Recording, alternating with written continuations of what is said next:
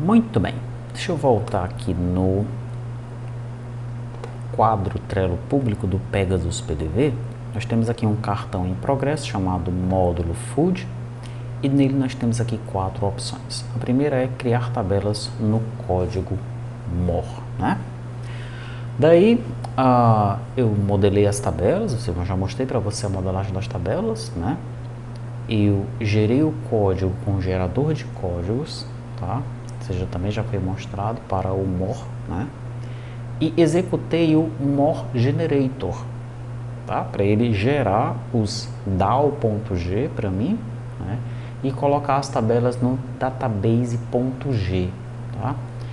Daí, neste momento, né, eu vi que essa alteração para a nova versão do Flutter, utilizando o no Safety, não deu muito certo para o nosso esquema aqui que nós estávamos fazendo com o MOR, tá? Ocorreu um problema lá no momento de instanciar a classe. Quando eu instancio a classe, eu passo o ID nulo para ela, né? Só que, da forma como eu estou fazendo, o MOR, ele espera que o ID não seja nulo. Então, eu tirei o ID, por exemplo, mas daí ele espera que eu coloque o ID. Então, o ID é required, ele é obrigatório, mas não pode ser nulo. Aí quebrou as pernas no esquema que eu tinha feito em toda a aplicação, tá? A solução, então, foi que eu estou agora gerando parte das classes do MOR com o nosso gerador de código, não mais utilizando o MOR Generator. E aí, funcionou. Mas o MOR, né, ele está passando aí por algumas alterações, tá? Ele vai agora se chamar Drift, tá? Em alguns lugares, a explicação aqui é que em alguns lugares, né, esse é um nome, é um termo, o termo MOR, tá? É um termo depreciativo. Assim, em alguns países aí, sei lá o que significa, né? Então os caras resolveram mudar este nome, tá? Mudaram de MOR para Drift, tá bom? E aqui, ó, nessa página, eles mostram como fazer a migração do MOR para o Drift. Eles mencionam que o MOR ainda vai ser mantido até a versão 5.0, tá? Então eu não vou fazer essa migração agora. Eu vou deixar para fazer essa migração depois, provavelmente no ano que vem, tá? Vamos continuar utilizando o MOR. Enfim, falei o ano que vem aqui, mas eu não sei, tá? Ó, até a versão 5, eles vão continuar utilizando o MOR. Vai que eles já passam para a versão 6 daqui a 2 dias, daqui a uma semana, aí talvez nós sejamos forçados a fazer essa migração, mas eu acredito que não, tá? Daí tem algumas coisas aqui novas, algumas coisas interessantes, que inclusive vão facilitar a nossa vida, né? Quando nós vamos, por exemplo, duplicar ou clonar um objeto, nós utilizamos um copy with. Quando eu quero alterar apenas algum atributo de uma classe, eu tenho que utilizar o copy with.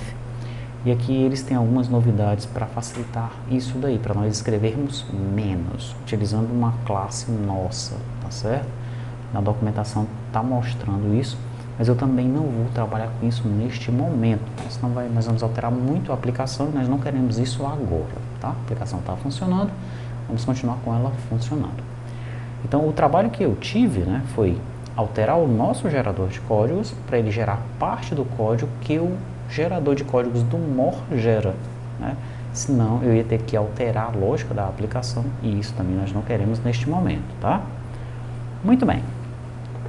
Então, em termos de criar as tabelas no código MOR, o que é que está acontecendo aqui agora? As tabelas do módulo Food, né, no caso.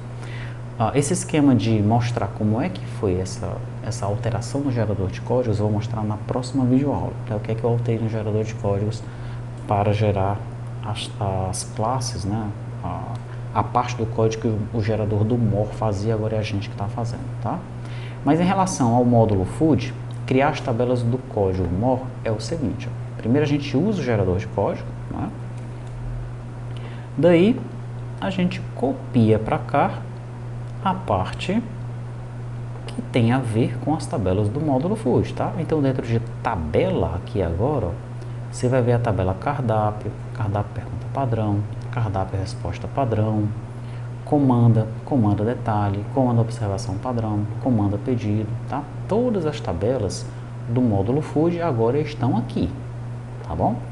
E os DAO também estão aqui, certo? essas tabelas e esses DAOs, né, tirando o Gzinho aqui, ó, os DAOs, foram gerados pelo gerador de códigos, tá certo? Beleza. Gerador de códigos, eu vou mostrar o que eu fiz na próxima videoaula. Daí, em Database, aqui em Database, eu tive que fazer o seguinte. Deixa eu colocar aqui em JavaScript para ficar mais fácil para a gente. Em Tables, eu coloquei as novas tabelas, né? Cardápio pergunta padrão, cardápio resposta padrão, comando detalhe. Você já sabe que todas as tabelas aqui para o more termina com S, tá? Deixei esse padrão aí, que é o padrão deles lá. Poderia ter colocado cardápio more, cardápio pergunta padrão more, CFP more. Agora a gente ia ter que alterar porque não é mais more, é drift, né? Mas enfim, deixa esse S aí, ele não atrapalha a gente. Coloquei a relação das tabelas nesse array de tabelas e coloquei a relação dos novos DAOs no array DAOs, tá? Foi o que aconteceu aqui em Database. Além disso, eu criei aqui, ó, o popular esquema 5. Nós estávamos no esquema 4, né? Coloquei a versão do esquema para 5, porque agora eu tenho que criar essas tabelas, né? As novas tabelas, tá? Coloquei o from 1 já tinha, o from 2 já tinha, o from 3 já tinha, o from 4 eu coloquei. Se eu estiver vindo do esquema 4, então eu chamo migração para esquema 5 e chamo o popular esquema 5, tá? Além disso, eu coloquei essas duas linhas nos demais esquemas, né? No 3, no 2 e no 1. Tá seguindo a mesma lógica que nós já fizemos anteriormente, que você já viu nas videoaulas anteriores, tá?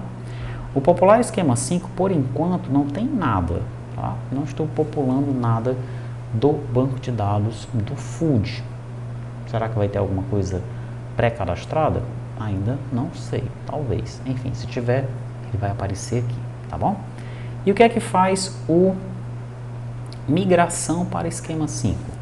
Migração para esquema 5, ele se encontra aqui, ó, migração para esquema 5, tá? Nesse migração para esquema 5, nós estamos fazendo o seguinte, ó. Primeiro nós pegamos a referência das tabelas existentes, depois nós pegamos a referência para as novas tabelas, tá? Todas essas aqui são novas tabelas que nós criamos para o módulo Food, tá? Algumas delas servem para outros tipos de negócios também, como a tabela de fidelidade, né? Daí tem aqui a migração, ó. Na tabela produto, o que aconteceu? Eu coloquei o campo valor custo, ID produto subgrupo e ID produto tipo. Na tabela ficha técnica, coloquei o campo valor custo e o campo percentual custo.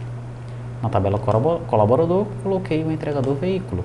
E na tabela cliente, coloquei fidelidade aviso, fidelidade quantidade, fidelidade valor. Tá? Novos campos em tabelas existentes. E aqui embaixo, eu chamo o comando create table para as novas tabelas. Cardápio, cozinha, comando, delivery e por aí vai. As tabelas que nós criamos novas no nosso DER. Tá?